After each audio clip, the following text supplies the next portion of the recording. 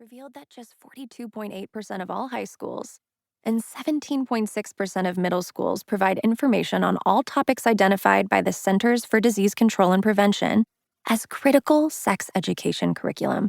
A 2022 survey of young people aged 11 to 25 showed that 79% of respondents reported that they were negatively impacted by uncertainty about which sex ed sources are actually reliable. How are we supposed to build a secure relationship with our sexualities if we don't even feel secure about our resources? The large majority of medical and mental health professionals are also unprepared to support clients and patients with questions and concerns related to sexuality. The average medical student receives just 3 to 10 hours of sexual health education. Very few counseling graduate programs require a course on sexuality, a reality that, while unsurprising, leaves therapists egregiously under-equipped to treat humans holistically. When professionals are under-equipped with accurate information about sexuality, they're more likely to allow personal beliefs to guide their treatment. Neither therapists nor doctors are immune to carrying shame about sex, sexual misinformation, or biases about clients different from themselves. In high school, I saw a therapist who listened to me talk about a crush on my best friend and told me that I probably just needed to spend more time with my mother. My university counseling center had 8 therapists on staff, but because only one was willing to work with queer students, I was forced to work with the same therapist as my college girlfriend. Each of these experiences sent me further and further out to sea, stranded from any sense of security about my sexuality. Fortunately, the last decade has seen an influx of trustworthy, excellent teachers who are finding creative and accessible ways to help people build a secure relationship with sex. These thought leaders are turning on flashlights, lighting candles, and setting off sparks across a clouded sexual health landscape.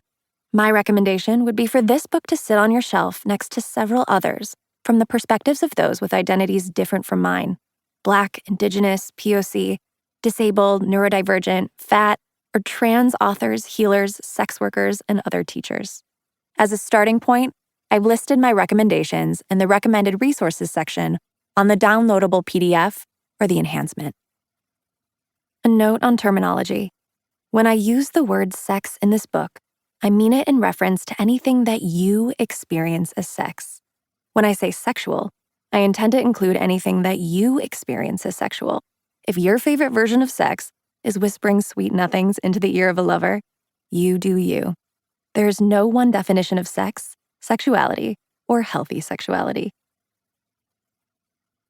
Our process. I am a white 32-year-old bisexual genderqueer person. Totally okay if you need to get out the dictionary on some of those. I'm a sexual assault survivor who grew up in an upper middle class family. All these parts of me and more have inevitably made their way into the following chapters. I do not believe that this message is only relevant to people with the same identities. However, I've learned over the years that it does harm to pretend that my work can exist outside of the context of my positionality and privilege. I share these parts of me with you now, similarly to how I might share them with a client during an intake session, so that you can make your own decisions about my work in relation to you.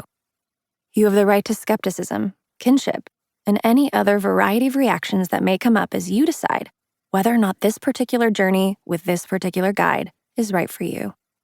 If you do decide to join me on this journey, our time together will parallel my process with clients and that it moves in not always linear phases.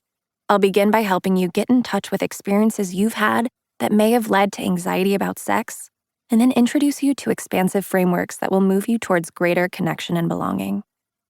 In Section 1, Your Insecure Sexuality and Mine, I'll introduce you to secure sexuality, a relationship with sex characterized by less panic and more fulfillment. You'll be invited to take stock of your current relationship with sexuality and to set intentions that will help guide your process. In Section 2, The Origins of Insecure Sexuality, we will explore the various experiences that have shaped your current relationship with sex, the relationships, systems, and experiences that set you up for anxiety around sexuality. We will then shift into Section 3, Cultivating Secure Sexuality, where I will introduce strategies for connecting with yourself and others, even in moments of emotional intensity about sex.